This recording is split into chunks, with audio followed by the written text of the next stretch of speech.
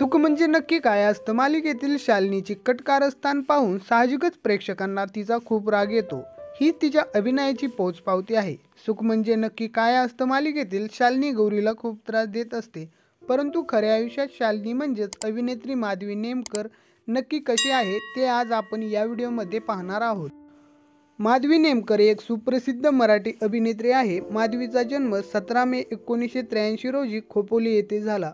Madhavi real लाईफमध्ये खूपच glamorous आहे. वयाची 37 वर्ष ओलांडली तरी माधवी अतिशय सुंदर आणि फिट दिसते. माधवीच्या पतीचे नाव विक्रांत कुलकर्णी असे असून त्यांना 6 वर्षाचा रुबेन नावाचा मुलगा आहे.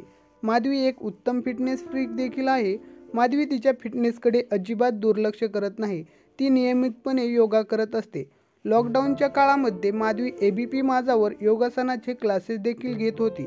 अत्यंत सोप्या पद्धतीने ती प्रेक्षकांना योगासने करून दाखवायची. अभिनेत्री माधवी नेमकरने तिच्या अभिनय क्षेत्राची सुरुवात 2007 मध्ये केली. माधवीने तिच्या अभिनय कौशल्याने स्वतःची एक वेगळी ओळख निर्माण केली आहे.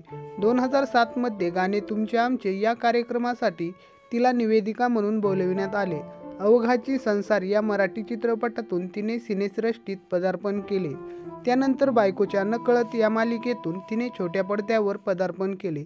त्यानंतर अवघाची संसार, स्वप्नाच्या पलीकडे, जावाई विकत घेणे आहे या मालिकांमध्ये अभिनय साकारून तिने प्रेक्षकांची मने जिंकली. त्याचबरोबर संघर्ष, नवरा माझा भवरा, सगळं करून भागलं, धावाधाव, बायकोच्या नकळत यासारख्या मराठी चित्रपटामध्ये तिने काम केले आहे.